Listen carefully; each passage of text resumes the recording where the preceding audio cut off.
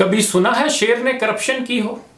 کسی گدے کے سوئس اکاؤنٹ ہوں یا کسی جانور نے کسی دوسرے کو بیچ کھایا ہو؟ ذخیرہ اندوزی کی ہو یا منافع خوری کی ہو؟ کبھی کسی شیر نے اپنے اقتدار کو طول دینے کے لیے اپنے بچوں کو بیچ کھایا ہو اور بعد میں بڑے فخر سے کہے کہ اس نے اپنے ہی جنگل کے اتنے جانوروں کو فلاں شکاری کے ہاتھوں فروخت کر کے اتنا مال بنایا؟ بے بس اور کمزور مرغی بھی اپنے چوزوں کو بچانے کے لیے مقابلے پر اتر آتی ہے۔ کہیں کچھ کھانے کو نظر آ جائے تو کوا ہانک لگا کر سب ساتھیوں کو بلا لیتا ہے۔ اس نے کبھی یہ نہیں سوچا کہ وہ چپکے سے سارا مال خود ہضم کر لے اور کسی کو کانوں کان خبر تک نہ ہونے دے۔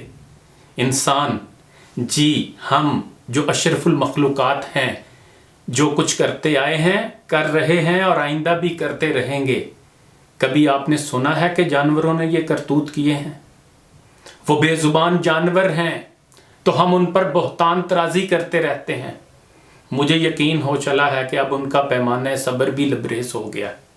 کسی دن وہ ہمیں گھیر لیں گے اور جواب طلب کریں گے کہ بتا ہم بے زبان تھے، ہمیں یہ سب کچھ کیوں کہا گیا؟ جب دیکھو یار لوگ کہتے رہتے ہیں شہروں میں جنگل کا قانون رائج ہے، امریکہ نے ساری دنیا میں جنگل کا قانون رائج کر رکھا ہے، لاکھوں انسانوں کو گاجر مولی کی طرح کاٹ کر رکھ دیا، صدیوں کی تاریخ کے امین ممالک کھنڈر بنا دیے گئے، کوئی کہنے والا نہیں کہ ایسا کیوں کر رہے ہو؟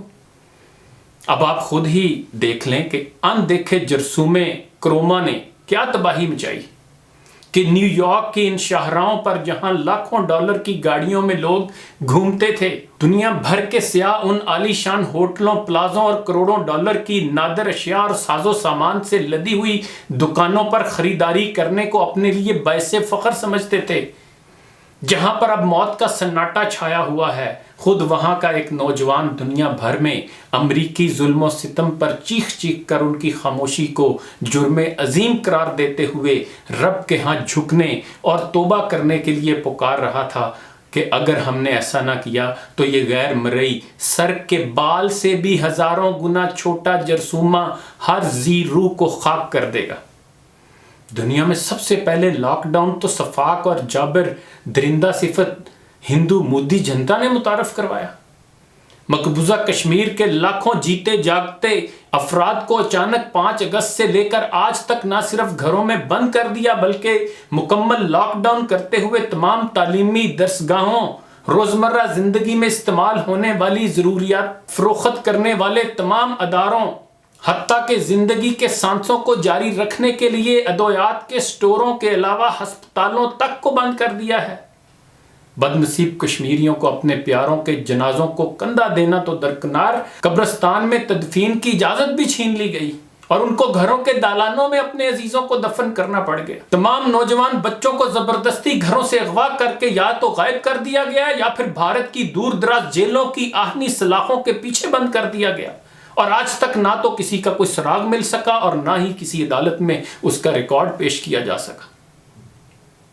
امریکہ اور مغرب نے جو دنیا میں انسانی حقوق کے بڑے چیمپئن بنتے تھے، اپنے معاشی مفادات کے لیے مجرمانہ خاموشی اختیار کر لی، لیکن ہم کس قدر آسانی سے انسان کے ہاتھوں ظلم و ستم کو جنگل کے قانون سے تشبیہ دے دیتے ہیں۔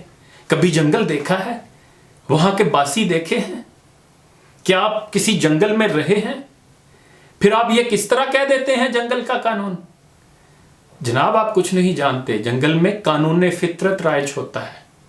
وہ بے زبان ہم جیسے شاطر و چالاک عیار و مکار نہیں ہوتے، جو ہوتے ہیں وہ نظر آتے ہیں۔ وہ ہماری طرح منافق نہیں ہوتے، دوغلے نہیں ہوتے، ہمارے جیسے کرتوت نہیں ہوتے ان کے۔ میں آپ سے ہاتھ جوڑ کر التماس کرتا ہوں، خدا کے لیے یہ کہنا چھوڑ دیجئے، اپنے کرتوتوں کو بے زبانوں کے سر مت ڈالیے۔ وہ معصوم ہیں، انہیں کیوں گالی دے رہے ہیں آپ؟ انہیں تو بخش دیجئے۔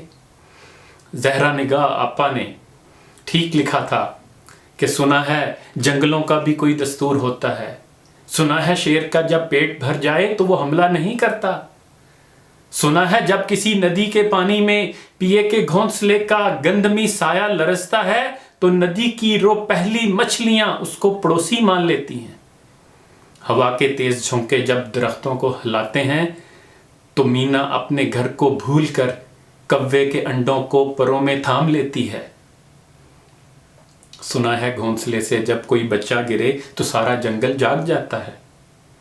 ندی میں باڑھ آ جائے، کوئی پل ٹوٹ جائے تو کسی لکڑی کے تختے پر گلہری، سانپ، چیتا اور بکری ساتھ ہوتے ہیں۔